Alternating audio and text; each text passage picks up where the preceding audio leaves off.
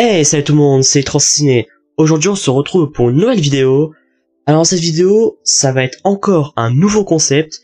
Après l'annonce d'un nouveau concept la semaine dernière avec les news de la semaine tous les dimanches, là, c'est un nouveau concept qui s'intitulera Tout savoir sur. Alors, je reviendrai sur des films, sur des gros films ou des gros blockbusters qui sortiront cette année. Donc, peut-être dans 2 semaines, 3, 1 mois, 3 mois, c'est dans l'année. Et je reviendrai sur toutes les infos qu'on a à l'heure où je fais la vidéo. Par exemple, on reviendra sur le casting du film, le synopsis, de quoi ça va parler, etc.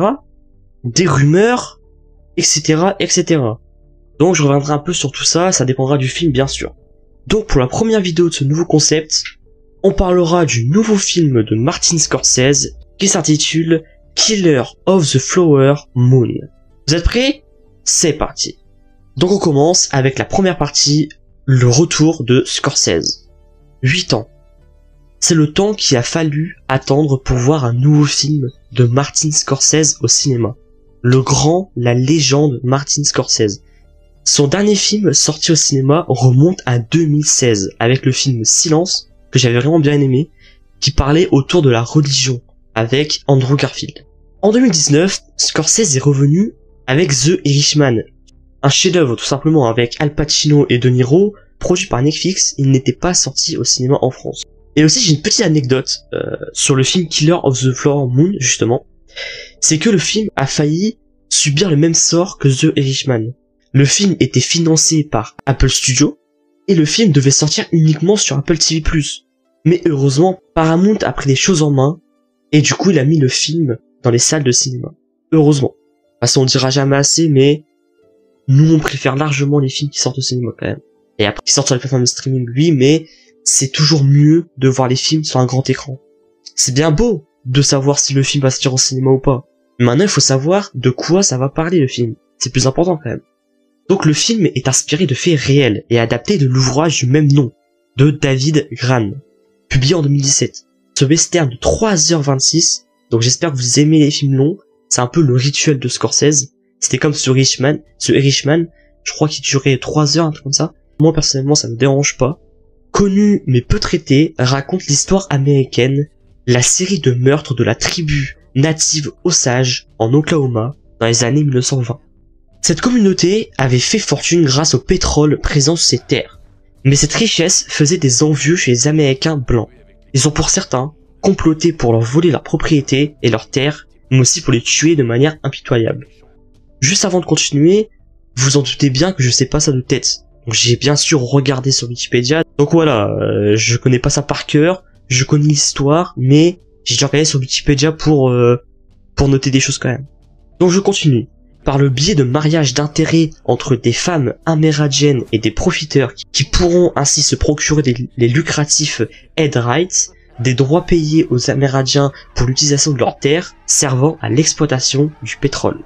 En se lançant corps et âme dans la fabrication de ce western, Martin Scorsese glisse une intention politique, bien sûr, c'est logique, et met l'accent sur l'une des plus grandes injustices et conspirations criminelles de l'Amérique. Scorsese a filmé le film entre avril et septembre 2021, soit un tournage de plus de 7 mois. Donc voilà, 7 mois c'est quand même énorme. Et j'ai trouvé aussi, j'ai fait du coup quelques recherches pour tourner la vidéo, et j'ai trouvé une interview qui date de 2020, et Scorsese avait dit que il a profité du confinement qu'on a eu en 2020 à cause du Covid-19 pour développer le scénario du film. C'est une période délicate qui est parvenue à rendre bénéfique au niveau du travail de la création.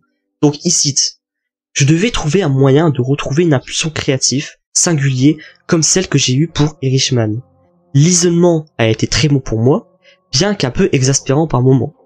J'ai une pièce insonorisée chez moi, j'ai été en quelque sorte enfermé dedans pendant des mois.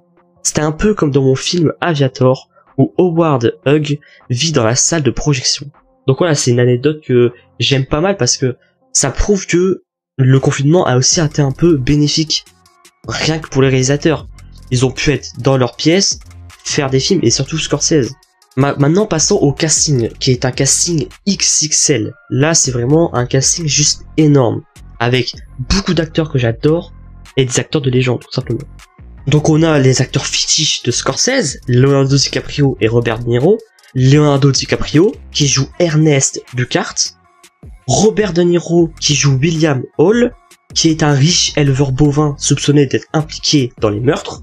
On a Jess Plemons qui joue Tom White, Lily Gladstone qui joue Molly Buckhart, Brenda Fraser qui joue Hamilton, qui joue le rôle d'un agent du FBI chargé de l'enquête du coup des meurtres.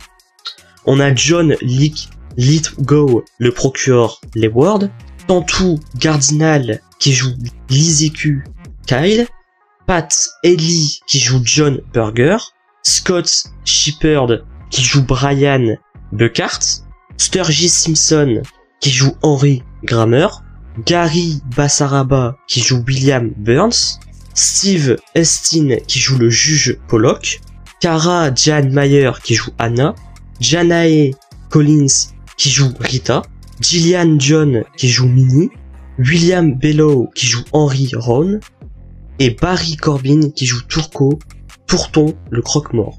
Donc oui, j'ai énuméré juste le casting tout simplement, avec du coup les personnages les plus importants, j'ai dit ce qu'ils faisaient, j'ai dit tout, mais un certain que c'est des personnages vraiment secondaires. Voilà, mais le casting est juste énorme. Ça, j'ai oublié de vous le dire, c'est que le film a été diffusé en mai au Festival de Cannes. Donc voilà, j'ai oublié de vous le dire. Donc voilà, on arrive quasiment à la fin. Donc maintenant, on se pose la question, ça sort quand? Et bah, vu comme je vous ai dit que le film devait sortir sur Apple TV+, le film sortira bien au cinéma le 18 octobre. Donc le 18 octobre, il sera au cinéma. Et normalement, ça c'est pas encore officiel, normalement, il sortira quelques temps après sur Apple TV+. Donc voilà, je suis extrêmement content quand même qu'on le retrouve sur le grand écran. Donc voilà, c'est la fin de la vidéo. La vidéo sera pas très longue parce que déjà le film sort dans 2 mois à peu près. Donc les infos on en a pas trop. Du coup c'est un nouveau concept, comme je vous ai dit en début de vidéo. Je vais mieux expliquer le concept. Donc en gros en fait ça sera un tout savoir sûr. Et je reviendrai sur des films, voire peut-être même à l'avenir des séries, peut-être, on verra. Et je reviens un peu sur les infos qu'on a pour l'instant. Donc le casting, le synopsis, de quoi ça va parler, les rumeurs, etc.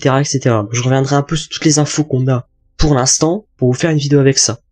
Donc voilà, je n'ai pas de jour fixe, pas comme une news de la semaine, ce sera de temps en temps, comme ça. J'espère vraiment que la vidéo vous a plu.